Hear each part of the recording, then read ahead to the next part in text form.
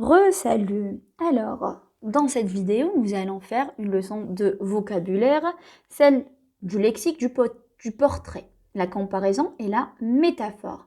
On va commencer par lire notre petit énoncé.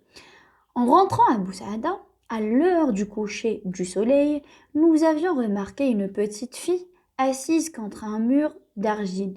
Elle pouvait avoir 5 ans et resplendissait de coquetterie. Des khalkhals d'argent entouraient ses chevilles de biche. Elle avait aussi de grands sourcils, une bouche charnue qui laissait voir des dents très blanches et très petites. Sa peau, d'un jaune clair mêlé de rose, portait de très jolis tatouages bleus. Fleur du désert, c'est ainsi qu'on l'appelait, nous a offert un sourire franc, mêlé de joie, de tristesse et de bonté. Elle me tendit une rose des sables. Saha. Sur ce remerciement, la petite fille bondit comme une gazelle et courut dans un nuage de poussière ensoleillée. Alors on commence par répondre à nos questions. Je lis et je repère. Quelle personne est décrite dans ce texte? On décrit qui? Alors, dans ce texte, on décrit une petite fille de Boussaada. Deuxièmement, quel âge avait-elle? Donc la fille, elle avait 5 ans. Troisièmement, comment l'appelait-on? On l'appelait comment cette petite fille? On l'appelait Fleur du désert. Quatrièmement, relève les traits caractérisant la fille. Donc ces traits, on va essayer de voir son portrait.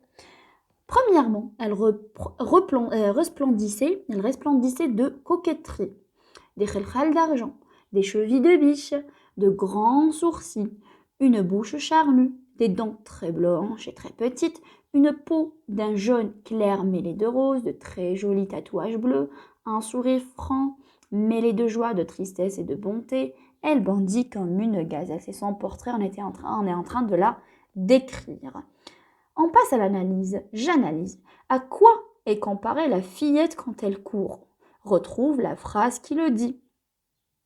Donc, elle est comparée à une gazelle. On a comparé la fille à une gazelle quand elle court. Donc, la phrase qui le prouve, c'est « Elle bondit comme une gazelle ». Deuxièmement, d'après toi, pourquoi a-t-on donné à la fille le surnom de Fleur du désert? Donc, la fillette est surnommée Fleur du désert pour sa beauté resplendissante. Elle était très très belle ils l'ont surnommée Fleur du désert. Troisièmement, Fleur du désert est-elle une comparaison? Fleur du désert est une comparaison incomplète. Elle est incomplète. On est en train de comparer la fille à une fleur, mais elle est incomplète. Quel élément lui manque-t-il? Donc, il lui manque un outil de comparaison. Pour comparer une chose à une autre, on doit employer un outil de comparaison. Cinquièmement, sais-tu comment on appelle cette comparaison? Lorsqu'une comparaison est sans outil de comparaison, lorsque nous n'employons pas le comme. Donc, on appelle cette comparaison une métaphore. La première, lorsque nous avons employé comme, elle bondit comme une gazelle, c'était une comparaison, parce que nous avons l'outil de comparaison. Par contre, Fleur du désert n'est pas une comparaison, il s'agit d'une métaphore, car il lui manque l'outil de comparaison. Faisons le point sur, donc pour la règle, qu'est-ce qu'elle dit? Pour faire un portrait, il faut utiliser un vocabulaire précis, des comparaisons et des métaphores. Exemple, une bouche charnue, un sourire franc. Exemple 2, la petite fille bondit comme une gazelle. Donc la petite fille, c'est comparer. Comme est l'outil de comparaison, une gazelle, c'est le comparant. Donc ici, il s'agit d'une comparaison. Outil de comparaison, on peut avoir ainsi que, tel que, semblable à, ressembler à. Ce sont des outils de comparaison. On peut avoir comme, ici comme l'exemple 2.